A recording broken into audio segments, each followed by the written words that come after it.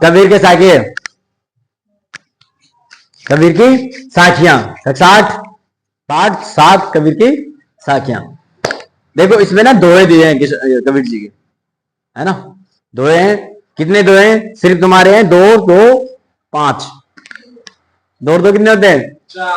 मैंने 5 क्यों बोले? एक और है। तो देखो पहला है, जाति न पूछो साध की, पूछ लीजिए ज्ञान, मोल करो तलवार का, पड़ा रहने दो म्यान।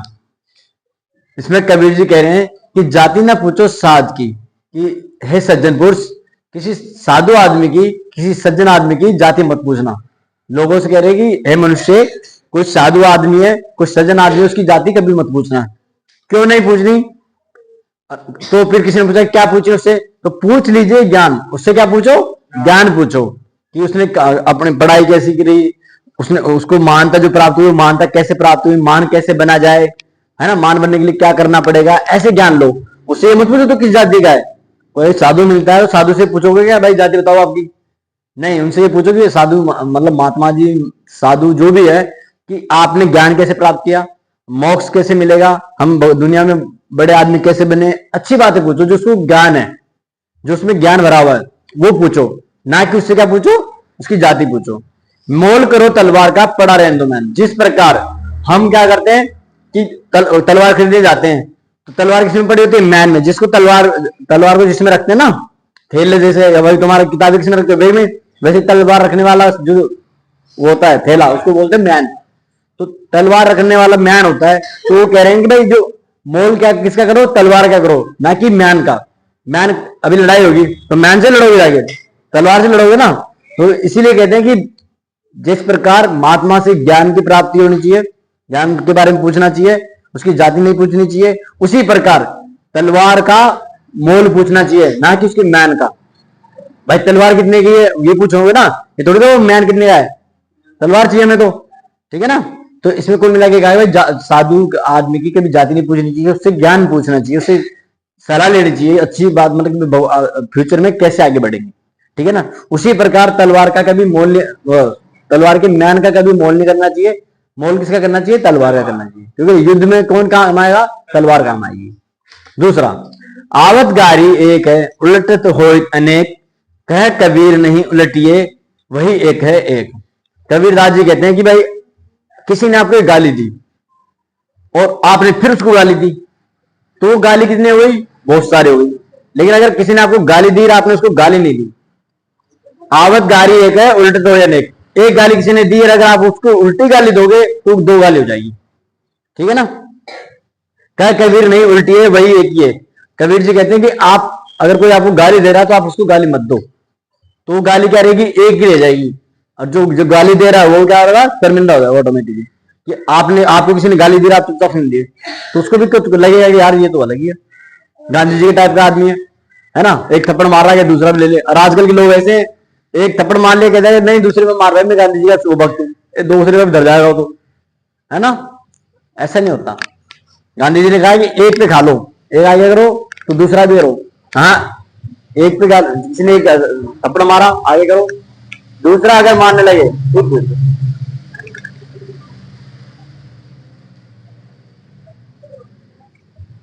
तो है ना भाई। अगर लड़ाई होती है, जैसे लड़ाई होगी तो क्या होगा?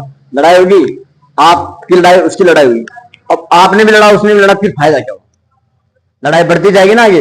इससे अच्छा है कि क्या करना है कि अगर कोई लड़ रहा है तो आप चुप हो जाओ, वो लड़ाई वहीं चुप हो जाएगी, हो जाती ना। अरे अभी मैं लड़ू, अब मैम भी चिल्लाए मैं भी चिल्लाऊं, तो लड़ाई आई जाएगी, बीच रुकेगी, बढ़ती जाएगी ना।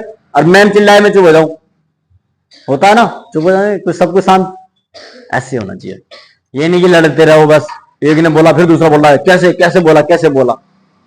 फिर तीसरा देखो, आवत गारी एक है, हाँ दूसरा हो गया नहीं, तीसरा देखो, माला तो कर में फिरे, जीवी फिरे मुकमाई, मनुआ तो दहु दिशा फिरे, यह तो सिमरन नाई।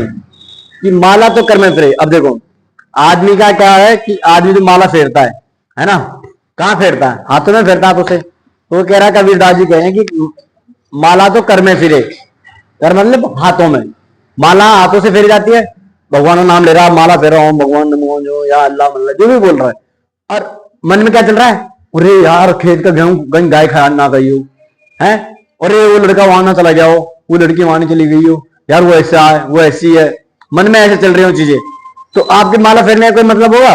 नहीं होगा ना। आप अगर कोई काम कर रहे हो तो उस टाइम उसी काम को करो जो आप कर रहे हो। जैसे आपने माला फेर रहे हो, आप भगवान का नाम ले रहे हो, अल्लाह का नाम ले रहे हो, कुछ भी जो भी कर रहे हो आप, तो उस टाइम उसी काम को करो जो आप कर रहे हो। लेकिन ऐसा नहीं होता, मन हाथ में तो माला है, घूम रही है भगवान भगवान भगवान, ऐसे ऐसे घूमे जा रही है, यार इधर मन में आ रहा है यार वो कितना अच्छा है यार, वो कितनी बढ़िया थी यार, वो ऐसे जा रहा था यार, वहां मेरे को खेलने जाना है यार, वो क्रिकेट खेलने जाना, फुटबॉल खेलने जाना है, ऐसे सोचोगे तो क्या फायदा उस भगवान का नाम जपने का, ये कह रहा हूं। तो मनवा तो दो दिशा में, जब आपका मन 10 दिशाओं में फिर रहा है, जब आपका मन 10 दिशाओं में फिर रहा है, तो सिमरन करने का भगवान को, ये सिमरन करने का तरीका तो नहीं है भाई। आपके हाथ में माला घुमा रहे हो, ओम भगवान ओम भगवान जो भी नाम ले रहे हो भगवान का अल्लाह का, आपके हाथों में माला फिर रही है, आपका मन इधर उधर भाग रहा है, 10 दिशाओं में घूम रहा है, भाई वो ऐसे होगा ऐसे होगा, ये ऐसे, वो काम कैसे होता होगा, ये काम कैसे होता होगा, होता ना, ऐसा आता है ना। तो वो चीज कहना चाह रहे हूँ भाई, ऐसा कैसे, क्यों? ये तो कोई सिमरन भाई भगवान का नाम लेने का तरीका ये तो नहीं है भाई, है ना। कि अगर तुम इधर उधर पाखंडी बने रहोगे, भगवान मतलब एवं पंडित पंडित बन के धर्म के नाम पे पाखंड कर रहे हो, तो गलत है ना। तो तुम दिखा रहे हो कि माला फेर रहे हो, भगवान कपड़ा पहने हो, भगवान पंडित बन रहे हो, अब तुम्हारे मन में चल रहा है वो ऐसा वो ऐसे, कि वो पंडित ऐसे, उसको ज्यादा दक्षिणा मिल गई, इसको कम दक्षिणा मिल गई, मेरे को कम पैसे मिले, मेरे को ज्यादा मिल गए, होता ना, ईर्ष्या भावना सबके में रहती है। तो वो तो फिर फायदा नहीं है ना, भगवान वो तो पाखंड हो गया एक तरह से, तुम पाखंड कर रहे हो भगवान लोगों के साथ, ठीक है। तो एक भगवान के नाम पे ना एक जगह एक होकर, एक जगह अपने दिमाग को रोककर भगवान का नाम लेना चाहिए, अगर लेना है तो, नहीं तो फिर कोई फायदा नहीं लेने का, समझ करने का फायदा नहीं है, ठीक है।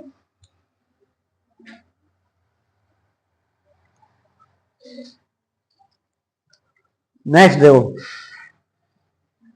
कबीर घास ना नींदिए जो पांव तली होई, उड़ी पड़े जल जब आंखी में खेरी दुलही होई। कौन सा है कबीर जी क्या कह रहे हैं इसमें?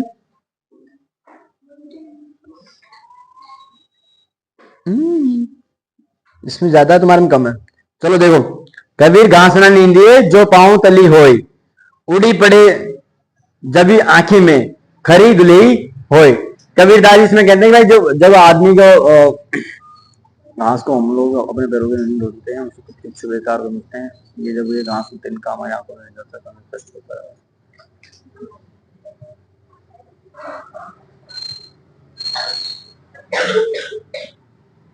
देखो, कबीर जी कह रहे हैं भाई, कबीर घास ना नींद लिए जो पांव तली होए। कबीरदास जी यहाँ पे कह रहे हैं भाई, घास नींदना, घास को खोदना, ऐसी घास को मत खोदो जो आपके पैरों के नीचे दबी हो, क्योंकि उसका तिनका उछटेगा, जब पैर के नीचे वो करेंगे ना घास को, तो घास को उछट के आंख में आएगी ना, तिनका उछटेगा और वो आपके आंख में आके गिर जाएगा, वो आपके कष्ट का कारण, आपके दुख का कारण बनेगा।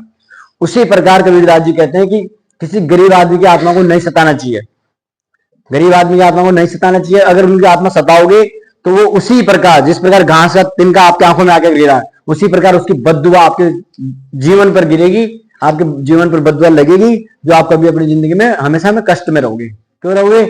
जिस प्रकार आंख का तिनका, घास का तिनका आंख में गिरेगा तो आंख दर्द करती रहेगी, कष्ट रहेगा, उसी प्रकार किसी का दिल दुखाओगे, किसी के साथ बुरा व्यवहार करोगे, किसी के साथ तुच्छ व्यवहार करोगे, तो उसकी बददुआ आपके लगेगी और आपका जीवन क्या होगा? दुखी रहेगा। किसी बदुआ लेना बहुत, बदुआ बहुत बुरी चीज है, किसी की नहीं लेनी चाहिए। भले एक रोटी तुम खा लो, लेकिन किसी की बदुआ मत लेना जिंदगी में, सबसे बड़ी बात है ये। अगर किसी की बदुआ ले रहे हो, सबसे बड़ी दुख की बात है। अगर किसी से अच्छा ही ना ले सको तो बुराई तो लेना ही मत कभी जिंदगी में, ये ध्यान रखना अपनी जिंदगी में, अगर मेरी थोड़ी सी बात मानो, ठीक है ना। वो हमेशा गुस्से में रहेगा वो बंदा यार, हमेशा कि आप, इसने मेरा दिल दुखाया, इसने मेरे साथ गद्दार किया, इसने मेरे साथ गलत किया है, रहता है ना हमेशा। अरे अच्छा करने वाले को हम याद रखे ना रखे, गलत करने वाले को पूरी जिंदगी याद रखते, ये ध्यान रखना तुम। तुम्हें पता होगा तुम्हारे साथ किसी ने गलत किया होगा ना, तो वो तुम्हें आज भी याद होगा, लेकिन जो इसने अच्छा किया होगा वो कभी बाई चांस याद रहता है। किसी के हम क्या कोई काम करें जैसे, तो वो हमें हमेशा याद नहीं रहता, लेकिन किसी के साथ हमने अगर गलत करा है तो पूरी जिंदगी याद रहता है वो, ये ध्यान रखना।